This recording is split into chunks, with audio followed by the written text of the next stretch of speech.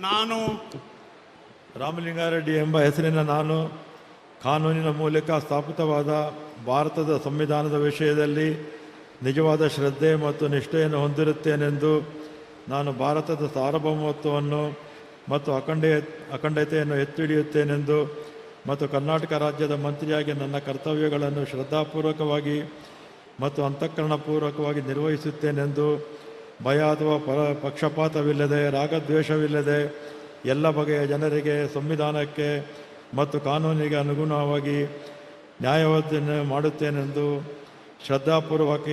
ಪೂರ್ವಕವಾಗಿ ಪ್ರತಿಜ್ಞೆ ಮಾಡುತ್ತೇನೆ.